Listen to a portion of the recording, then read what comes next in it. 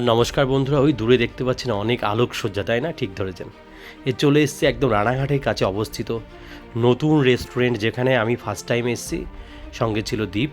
এই দেখুন, এটা ঢোকার গেটের মুখে ঢোকার পরেই খুব সুন্দর আলোক সুসজ্জিত এত সুন্দর জায়গা, মানে আমি ফার্স্ট টাইম খবর পেয়েছি এবং আমি কিন্তু সামান্য একটু ক্যামেরায় ধরা দিয়ে দিয়েছি। দেখতে পাচ্ছেন একটু বাইরের দিকটা একটু অন্ধকার, যদি এটা হচ্ছে আপনার যেখানে কিচেনটা আছে সেখানে রান্নাবান্না করার জায়গা সম্পূর্ণভাবে এখানে আছে এবং এটা আউটসাইড এরিয়া। এটা দেখুন একটা ওপরে ভিলা টাইপের, জায়গাটা নাম হচ্ছে বৈদিক ভিলা। এরকম মেনুটা আমার হাতে চলে এসছে ফাইনালি। যে কী অর্ডার দেবো সেটা ভেবেই পাচ্ছি না, যে ফার্স্ট টাইম এসে কী পাওয়া যায় কী পাওয়া যায় না।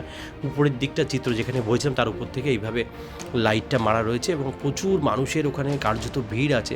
ঠিক থেকে ভিড় বলবো না, কিন্তু মোটামুটি বেশ লোক, মানে ভিড় আছে। একদম রানাঘাট থেকে মিলনবাগান স্কুল এবং সঙ্গে দ্বীপ আছে, দেখতে পাচ্ছেন ওকে। মিলনবাগান স্কুল থেকে সামান্য একটুখানি আগে, এবং প্রথমে শুরুতেই একটু কোল্ড ড্রিঙ্কসের অর্ডার দিয়েছিলাম, দুটো কোল্ড ড্রিঙ্কস দেখতে পাচ্ছেন।